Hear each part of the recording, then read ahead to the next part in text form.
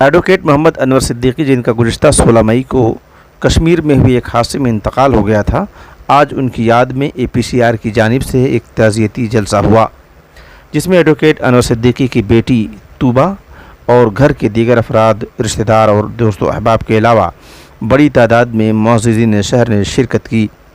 اس موقع پر سبوں نے ان کی خاموش خدمات کو یاد کیا۔ طویل عرصے سے ان کے بہت قریب رہ چکے ایڈوکیٹ اسد حیات انہیں یاد کرتے ہوئے کہتے ہیں، 2017 کے بعد میں جب دلی آیا تو 2017 میں ہی تو ہم لوگوں نے مل جل کے کام شروع کیا کہ لیگل ایکٹیویزم کو ہم لوگ لانا چاہتے تھے، عملی جامع کرنا چاہتے تھے۔ وکٹم کا جو ثبوت پروسیکیوشن میں ہونا چاہیے ریکارڈ پر، خاص طور پر اس کی نگرانی کی بات آئی۔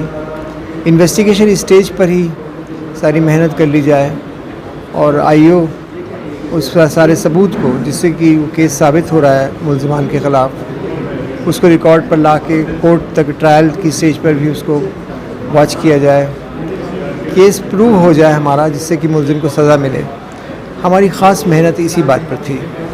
ایڈوکیٹ انور صدیقی کے بھائی اختر صدیقی کہتے ہیں، بس انور بھائی کے بارے میں کیا بتاؤں گا، بہرحال یہ ہے کہ وہ بچپن ساتھ ہی گزرا ہے، اور پہلے انور بھائی آئے یہاں پر پڑھائی کی غرض سے، پڑھائی کمپلیٹ کی، وہ سب معلوم ہے سبھی لوگوں کو۔ اس کے بعد پھر مجھے بلا لیا۔ ہمارے یہاں وہاں پر ہائی اسکول تک ہے، اسکول جو ہے اس کے بعد ہمیں باہر کہیں نکلنا ہوتا ہے، یا تو ڈسٹرکٹ ڈویژن یا ادر دہلی وغیرہ۔ پھر انہوں نے یہ بلایا یہاں پر، اور یہاں بلانے کے بعد جو ہے وہ پڑھائی کا سلسلہ پورا ہوا۔ بہت بڑی سوچ کے مالک تھے وہ، بہت اچھی، بہت بڑی سوچ کے مالک تھے، جس کا نتیجہ آج آپ سب کے سامنے ہے۔ اس میں میرے پاس تو الفاظ ہیں نہیں۔ خیر، حافظ جنید جن کو شرپسندوں نے ٹرین میں پیٹ کر مار ڈالا تھا، ان کے بھائی قاسم بھی اس مجلس میں شریک تھے۔ انہوں نے بتایا کہ ایڈوکیٹ انور صدیقی نے ان کی کس طرح مدد کی۔ میں حافظ جنید شہید رحمۃ اللہ علیہ کا بھائی ہوں، محمد قاسم، اور بھائی انور کے ساتھ جو ہمارا تعلق تھا اور جو ان کا ہمارے ساتھ تعلق تھا، صرف اور صرف ایک روحانی تعلق تھا، اور انہوں نے ہمارے لیے بہت قربانیاں دی ہیں۔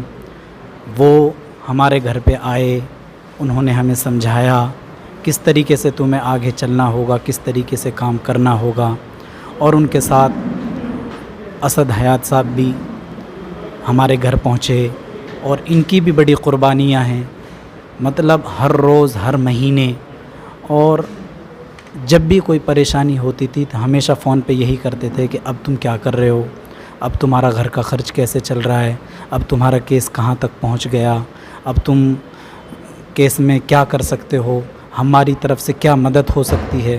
ان کے الفاظ جو تھے ہمیشہ یہی تھے کہ کیس کو کس طریقے سے آگے بڑھایا جائے، اور جو انہوں نے ایک بات ہمیشہ وہ کہا کرتے تھے کہ اس کیس کو ہمیں باقی رکھنا ہوگا آخری سانس تک، جب تک ہمیں انصاف نہیں مل جائے۔ بیورو رپورٹ، ایشیا ٹائمز، نئی دلی۔